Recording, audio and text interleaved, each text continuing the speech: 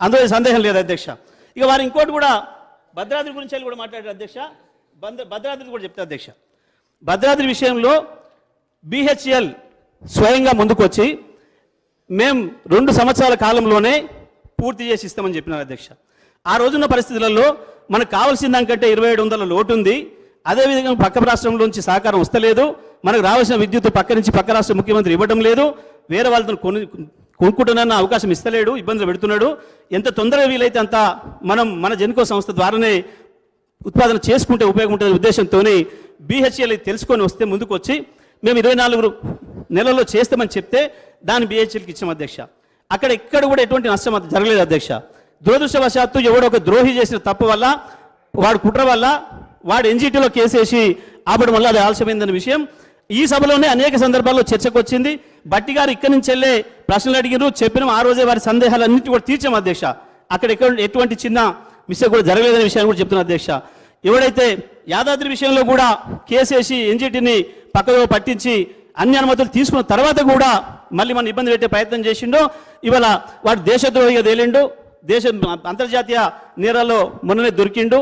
ఇది దేశానికి నష్టం చేయడానికి, భారతదేశానికే నష్టం చేయడానికి జరిగిన అంతర్జాతీయ కుట్రలో భాగంగా ఇటువంటి చేస్తున్నాడని చెప్పి ముంబైలో వాళ్ళు కేసు పెట్టినారు. అక్కడ దొరికింది అధ్యక్ష. ఇక్కడ జరిగిన విషయాలు ఇవి తప్ప ఇంకోటి ఏది లేదు అధ్యక్ష. ఇవాళ మేము స్పష్టంగా ఒకటే మాట సూటిగా మేము అడుగుతూ ఉన్నాం. ఈ ప్రభుత్వం 24 గంటలు అన్ని రంగాల విద్యుత్ వినియోగదారులకు విద్యుత్ ఇవ్వడానికి సిద్ధంగా ఉన్నదా లేదా? ఎటువంటి అప్పు లేకుండా, ఒక రూపాయి కూడా మేము ఇప్పటి నుంచి అప్పు తేకుండానే ఈ ప్రభుత్వాన్ని నడుపుతాం, ప్రజలకు ఇచ్చిన అన్ని హామీలు నెరవేరుస్తామని కనుక వారు అంటున్నట్టుంది. అంటే సంతోషమే. దేశంలో కాదు ప్రపంచంలో రికార్డ్ అవుతుంది. తప్పకుండా వారు విజయం సాధించాలని నేను కోరుకుంటున్నా. రూపాయి అప్పు లేకుండా ఇప్పటి నుంచి ఈ ప్రభుత్వాన్ని నడుపుతూ విద్యుత్తును అన్ని రంగాల వినియోగదారులకు 24 గంటల విద్యుత్తును ఇస్తూ తప్పకుండా దేశానికి ఒక ఆదర్శంగా ఉండాలని చెప్పి కూడా మేము కోరుకుంటున్నాం అధ్యక్ష. మాకేం వేరేది లేదు.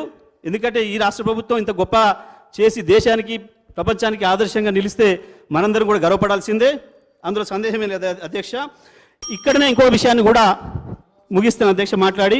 కేంద్రం నుంచి వచ్చిన సహకారం కావచ్చు, మీటర్లకు సంబంధించి కూడా లీడర్ ఆఫ్ ది హౌస్ ముఖ్యమంత్రి గారు మాట్లాడుతారు. స్పీకర్ సార్,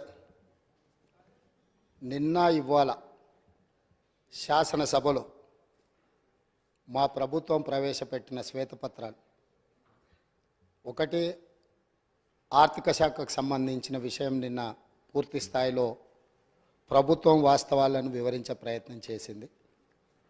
సరే, ప్రతిపక్షంగా వాళ్ళు తమ తప్పిదాలను కప్పిపుచ్చుకోవడానికి ఎదురుదాడి చేసినామని అనుకుంటున్నారు. ఆ ఎదురుదాడి రాష్ట్రానికి ఎంత నష్టం తెచ్చిపెడుతుందో ఇప్పటికి కూడా వాళ్ళు అర్థం చేసుకోలేదు, మారలేదు.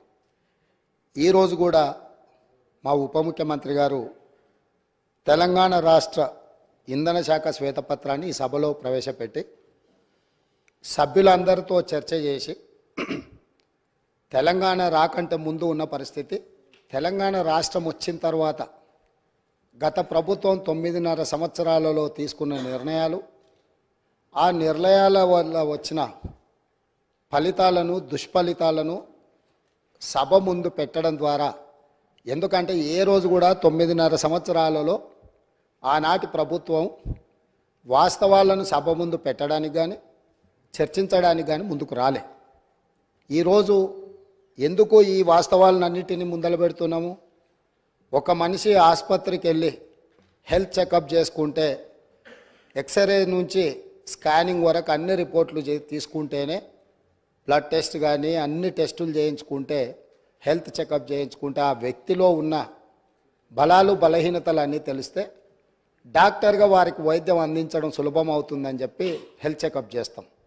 అట్లానే ఈరోజు విద్యుత్ శాఖను పూర్తి స్థాయిలో స్కానింగ్ చేసి వాస్తవాలను వారు ముందల పెట్టి, వారు తప్పులు జరిగిన వాటిని అర్థం చేసుకొని అవగాహన లోపం వల్ల జరిగిందా, ఉద్దేశపూర్వకంగా జరిగిందా, ఇవన్నీ ఒక చర్చలో బయటకు వస్తాయి.